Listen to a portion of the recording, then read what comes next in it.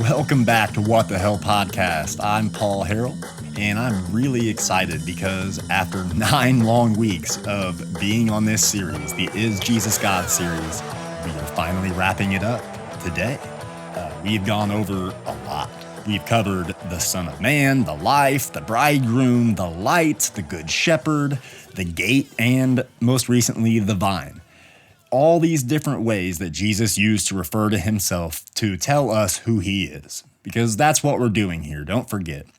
We're forgetting what we know and what we think we know and what we've been told and what traditions are, what have you. We're forgetting all of that, and we've just been allowing Jesus himself and the biblical authors to tell us who Jesus is. And after all of those, if you're not convinced yet of who he is saying he is, Jesus is going to do that today, for sure, with this epic conclusion. And he's going to do it with 2 words. 2 words that only contain 3 letters. And it's going to sum up everything. I'm stoked to get into this. Before we get into those 2 words, we do have one honorable mention.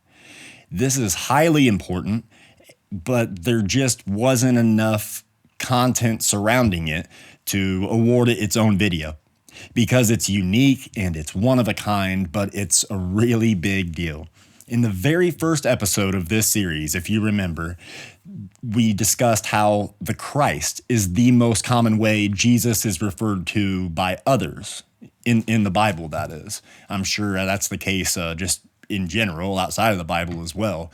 But in the Bible, the most common way people use to refer to Jesus is the Christ or the Messiah. They mean the same thing, Christ or Messiah.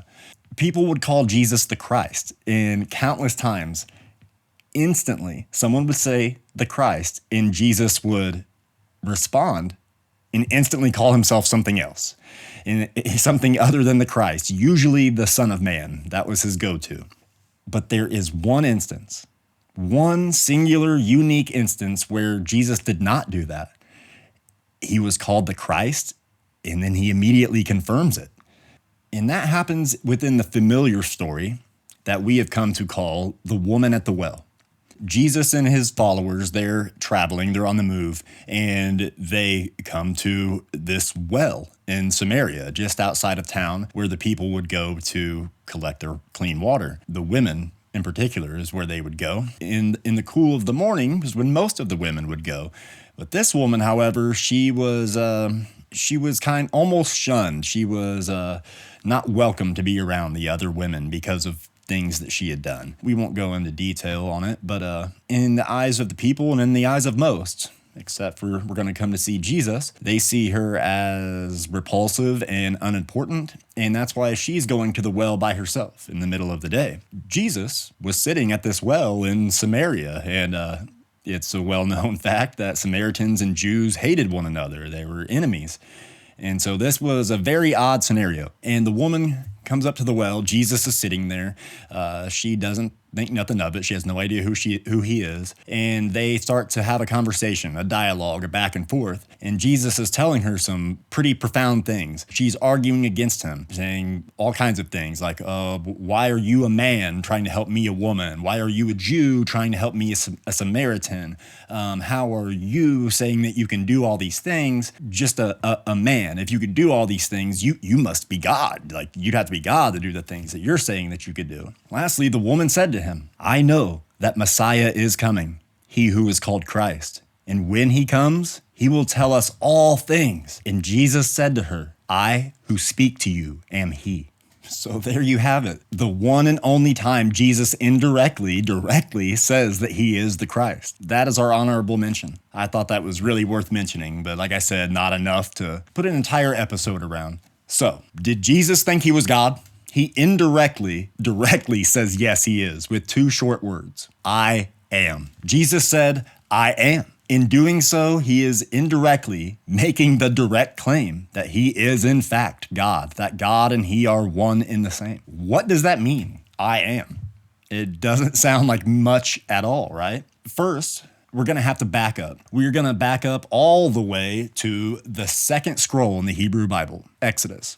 Here we are again back to Moses and that burning bush. Moses is tending to his father-in-law's sheep out in the countryside, out in the wilderness. He was a shepherd. We've discussed this in length, and he's out there tending to the sheep. And one day, Moses notices there is a bush or a tree that is on fire out in the middle of the country here. It's burning, and he's looking at this thing like, what is going on? He watches it, and it continues to burn. It's not burnt up. The bush is fine, but the flames are still burning somehow. So he's scared of this, of course. He's mesmerized by it, and he goes in to investigate. And it turns out that God, Yahweh, is choosing this way to reveal himself to this person. And Moses and Yahweh go on to have a lengthy discussion.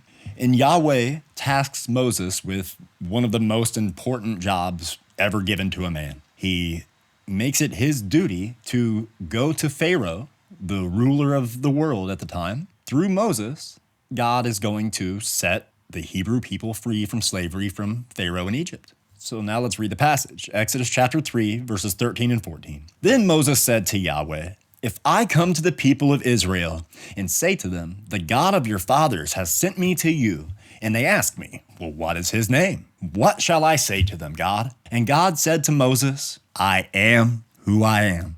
And he said, say this to the people of Israel, that I am has sent you.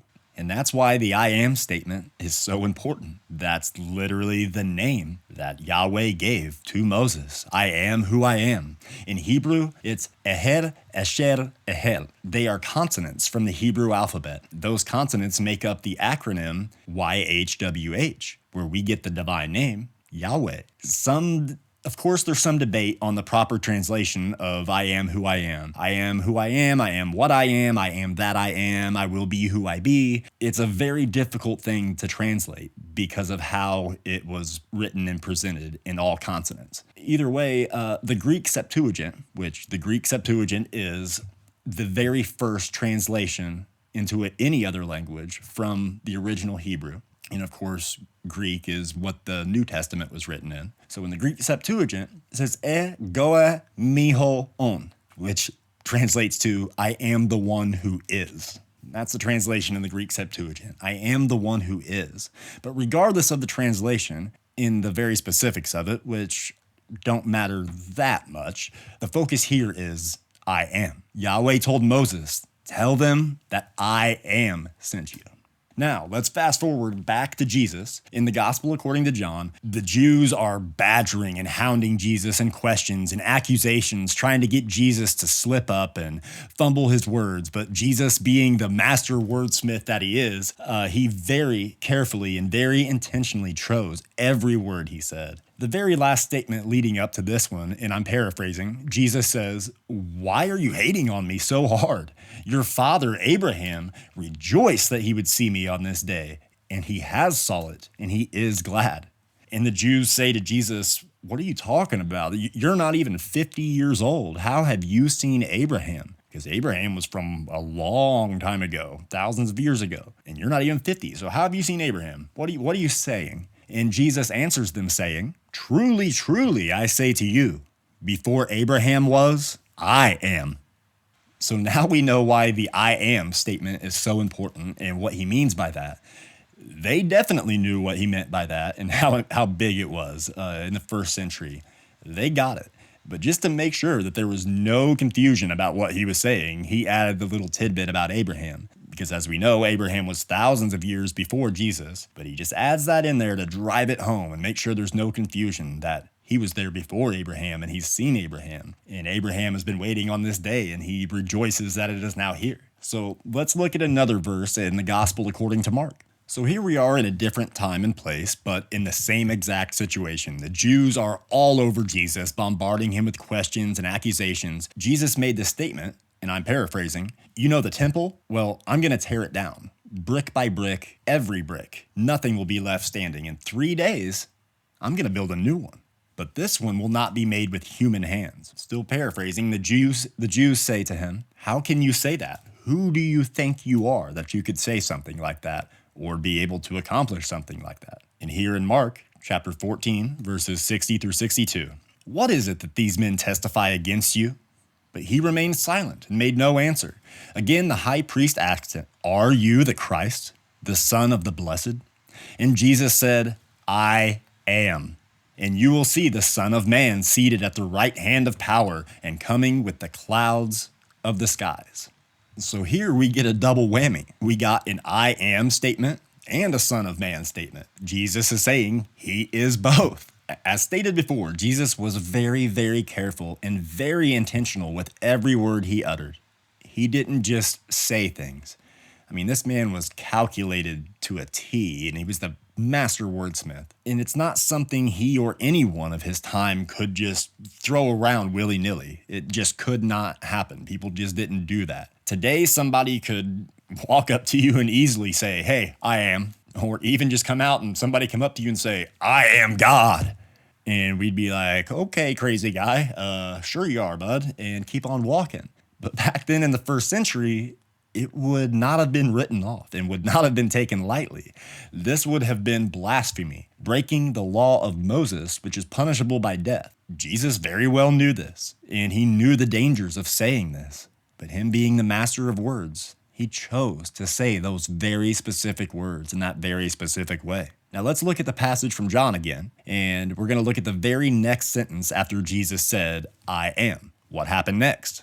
Jesus said to them, "Truly, truly, I say to you, before Abraham was, I am." Next sentence, "So they picked up stones to throw at him, to stone him to death. But Jesus hid himself and went out of the temple." Jesus said, "I am," and instantly they went to stone him to death, which is the punishment for blasphemy under the law of Moses. So it's not something to be played around with or taken lightly. Jesus knew what he was getting into and what it would mean. A couple more quick but very fun and interesting facts about the "I am" statements in the gospel according to John. Within each statement, Jesus says, "I am." He says, "I am whatever, I am blank," fill in the blank.